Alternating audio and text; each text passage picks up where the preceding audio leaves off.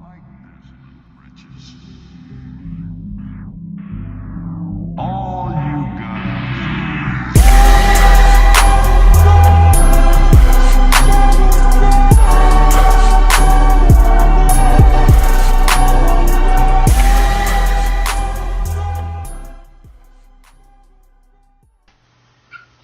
Hey guys, BZAR. I just wanted to take a second to talk to everybody about a huge fan theory that I've been working on since the first day that I saw Game of Thrones.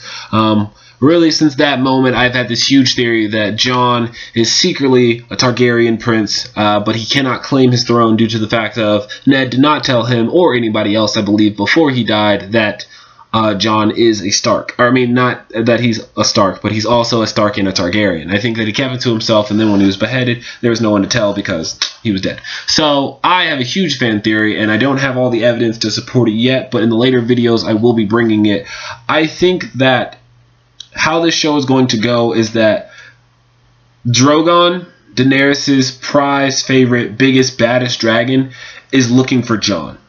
I think it's been the thing he's been doing the entire time. I think from the moment that he went rogue and left Daenerys, he was looking for Jon. And I think that he knows he's going to need a rider, Jon, in order to take on their truest enemy, the White Walkers. Because there's been all these little assisting helps for Jon all along the way, and I think they're Drogon.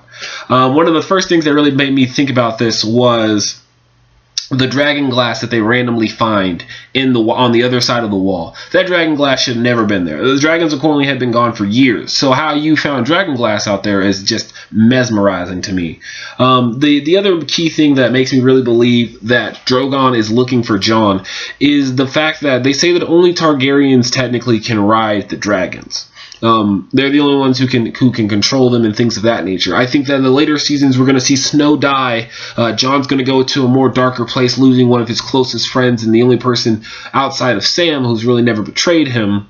And some of the other guys at the wall who also have never betrayed him outside of those two. But he's now distant away from the wall, so that doesn't count.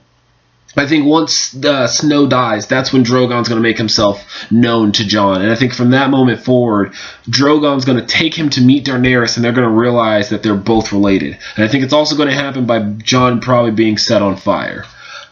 He can survive the cold, and clearly he can survive death. But I think that at some points, people are going to try to set Jon on fire after the stabbing. They hear the story of how he got stabbed and it didn't work, and that's not going to work either because of his Targaryen blood.